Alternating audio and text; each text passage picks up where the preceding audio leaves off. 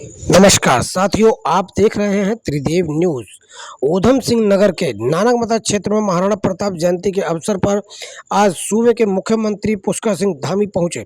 मुख्यमंत्री पुष्कर सिंह धामी ने महाराणा प्रताप के चित्र पर माल्यार्पण कर दीप प्रज्वलित किया और जनसभा को संबोधित करते हुए कहा कि धर्मांतरण जैसी घटनाओं को सरकार गंभीरता से ले रही है। उन्होंने कहा कि यदि कोई व्यक्ति अथवा असामाजिक तत्व धर्मांतरण में लिप्त पाया जाता है तो उसे किसी भी कीमत पर बख्शा नहीं जाएगा।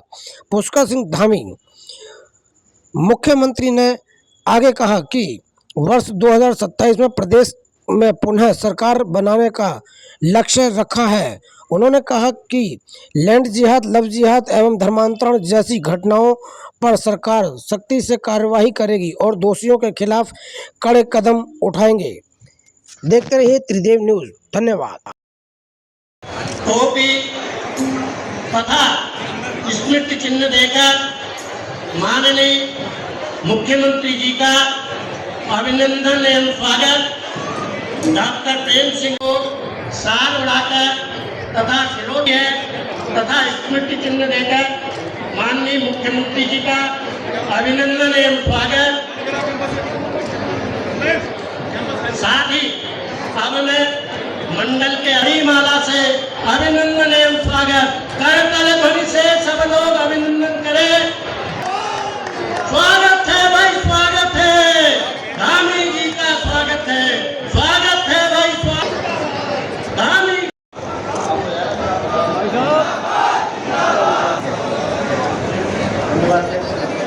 चलता ही रहेगा, यहाँ से अभी उठने की आवश्यकता नहीं है। बड़े सौभाग्य की बात है।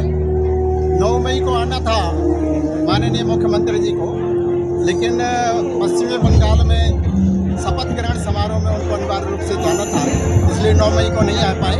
16 मई को आए हैं और हम सब जनता की बड़े सौभाग्य की बात है कि महाराणा प्रताप की जयंती पर और उन्होंने जो जनजाति समाज के लिए कहा है और विशेष रूप से धर्मांतरण के लिए कहा है कि जो जनजाति थारू समाज की जो भोली भाली जनता है उसको किसी प्रकार से अगर किसी ने धर्मांतरण किया तो बख्शा नहीं जाएगा।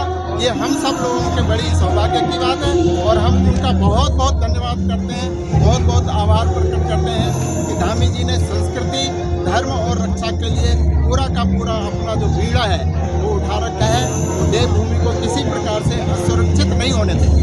जयंती जैसा कि आपको पता है कि जनजाति के एक प्राकृतिक के रूप में हमारे महाराणा प्रताप जी रहे और उनके वंशजों के रूप में हमारे यहाँ एक बहुत बाहुबल संख्या राणा समाज की नानकमत्ता विधानसभा में रहती है।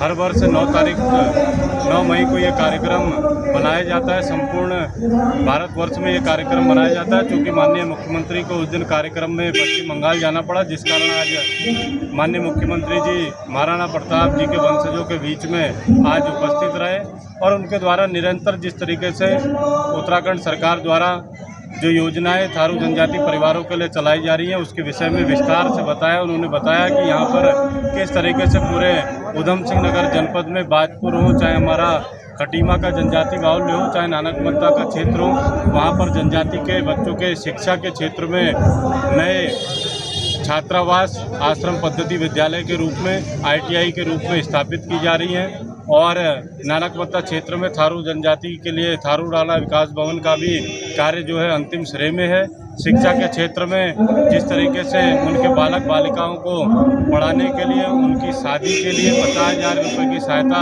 जो जनजाति के लिए चलाई जा रही है उसके विषय में और अन्य विस्तार से अन्य योजनाओं का उन्होंने बताया कि जिस तरीके से हम थारू समाज के उत्थान के लिए, उनके सांस्कृतिक के लिए माननीय मुख्यमंत्री जी द्वारा आज विशेष तौर से कहा गया कि यदि जनजाति के सीधे सादे भैया भाव को जो लोग प्रलोभन में लेकर उनका जाति परिवर्तन कर अन्य धर्मों में, ईसाई धर्मों में परिवर्तन करने का जो लोग काम कर रहे हैं उनके लिए आज माननीय मुख्यमंत्री जी द्वारा कड़ी चेतावनी दी गई है और विशेष तौर पर माननीय मुख्यमंत्री जी द्वारा SSP महोदय को निर्देश दिए गए हैं कि यदि ऐसी कोई भी घटना नानकमत्ता क्षेत्र में प्रकाश में आती है तो उसमें बहुत ही कठोर कार्रवाई जो है अमल में लाई जाएगी और आज उन्होंने सभी लोगों को महाराणा प्रताप जयंती की पुनः बधाई दी है। और माननीय मुख्यमंत्री जी द्वारा बिरसा मुंडा जी जो जनजाति समाज के महानायक हैं, उनके विषय में भी पिछली बार एक कार्यक्रम रखा गया था और उस कार्यक्रम में यहाँ घोषणाएं की गई थी। आज माननीय मुख्यमंत्री जी ने कहा है कि जो घोषणाएं उनके द्वारा की गई हैं, उनके शीघ्र ही शासनादेश और कार्यविरत धरातल पर उतरेंगे। इन्हीं शब्दों के साथ माननीय मुख्यमंत्री जी ने पूरे नानकमत्ता वासियों को अपना आशीर्वाद प्रदान किया है और आगे आने वाले चुनाव में भारतीय जनता पार्टी कमल के फूल पर सभी लोग समर्थन कर यहाँ नानकमत्ता सीट से घोषित होने वाले प्रत्याशी को विजय बनाने की अपील की है।